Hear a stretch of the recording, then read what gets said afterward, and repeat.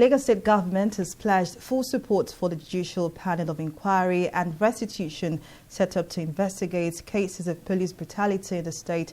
The Attorney General of the state, Muyesera Onigbanjo, gave the assurance at the inaugural sitting of the panel at the Lagos Court of Arbitration in Lekki today. Our correspondent, Onyi Adekunle, was there and now reports. As an offshoot of the protests against abuses by officers of the now-defunct Special Anti-Robbery Squad, SARS, the protesting youths came up with a list of 5 demands that must be urgently met by the government. One of them is for every state to establish an independent panel to oversee the investigation of all reports of police misconduct.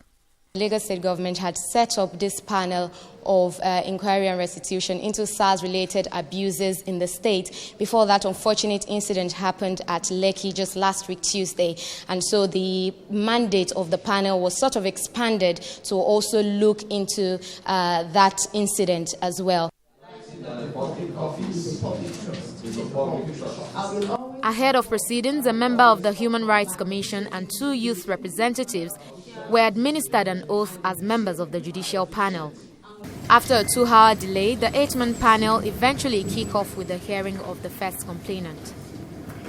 They took over my house, they sold my car, they took over some properties, even my belongings inside my house, my generator, my inverter, and all of that, phones. And they did not bring any of these things in the SARS for me to even see, or like rights. All the thing they told me was that to write a statement that I embezzled money in my office then at my capacity as a manager. I said I would do no such thing. The torture continued. But at the end of about 47 days thereabouts, they now said they would take me to a magistrate court with all the wound and everything. They even extracted 2 teeth from my mouth when they suspended me upside down. At the end of the day, a lawyer intervened. The Honorable Court by Honorable Justice Ibrahim Buba gave a judgment in my favor, a ruling in my favor at 10 million naira as exemplary damages. Until date, I've not heard anything, nothing whatsoever from them. Only 1 case out of the 4 listed for the day was heard. The head of the panel explains that this is to allow for fair hearing for all parties.